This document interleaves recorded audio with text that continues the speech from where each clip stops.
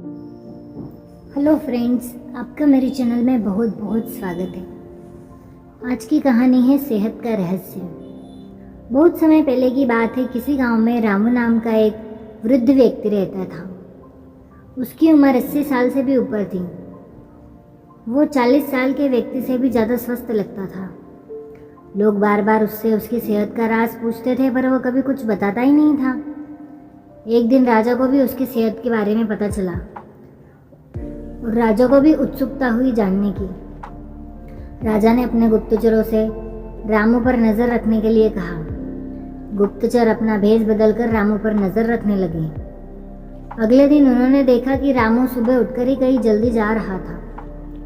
वे भी उसके पीछे पीछे चले गए। रामू तेजी से चलता जा रहा था और मीलों तक चलने के बाद वो एक पहाड़ी पर चढ़ने लगा और अचानक ही गुप्तचरों की नज़रों से ओझल हो गया। गुप्तचर वहीं रुककर उसका इंतजार करने लगे। कुछ देर बाद वो लौटा। उसने अपनी मुट्ठी में कुछ छोटे छोटे फल पकड़ रखे थे और उन्हें खाता हुआ चला जा रहा था। गुप्तचरों ने अंदाजा लगाया कि हो ना हो रामू इसी रहस्यमय फलों से इतना स्वस्थ रहता है। अगले दिन दरबार में राजा के सामने सारा किस्सा सुनाया। राजा ने उस पहाड़ी पर जाकर उन फलों का पता लगाने का आदेश दिया और बहुत जांच पड़ताल करने के बाद भी कोई ऐसा असाधारण फल वहां नहीं दिखा। अंततः थक हारकर राजा रामू को दरबार में हाजिर करने का हुक्म दिया।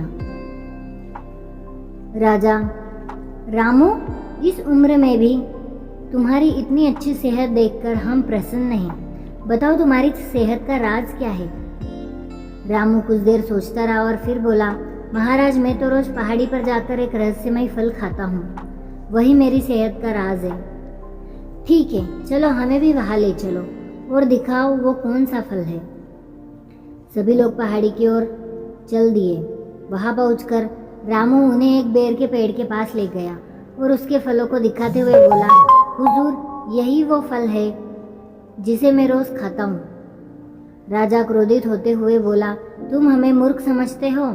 यह फल हर रोज हजारों लोग खाते हैं, पर सभी तुम्हारे जैसे सेहतमंद नहीं हैं। रामू विनम्रता से बोला, महाराज, हर रोज हजारों लोग जो फल खाते हैं वो बेर का फल होता है, पर मैं जो फल खाता हूँ वो सिर्फ बेर का फल नहीं होता, वो मेरी मेहनत का फल होता है। इसे खाने के लिए मैं रोज सुबह 10 मील पैदल चलता हूँ, जिससे मेरे शरीर की अच्छी कसरत हो जाती है और सुबह की स्वच्छ हवा भी मुझे मिलती है और जड़ी बूटियों का काम करती है। यह मेरी सेहत का राज है। राजा रामू की बात समझ चुके थे। उन्होंने रामू को स्वर्ण मुद्राएं देते हुए सम्मानित किया और अपनी प्रजा को शारीरिक श्रम करने की नसीहत दी।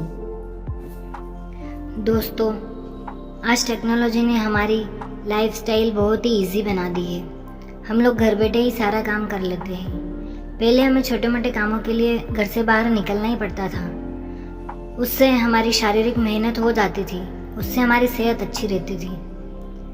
मित्रों, हमें आज भी शारीरिक मेहनत को महत्व देना ही होगा। अगर अच्छी सेहत हमारी चाहिए तो हमें शारीरिक मेहनत को महत्व देना ही होगा। आपको मेरी वीडियो अगर अच्छी लगे तो प्लीज़ लाइक, शेयर और सब्सक्राइब ज़रूर करें। Thanks for watching.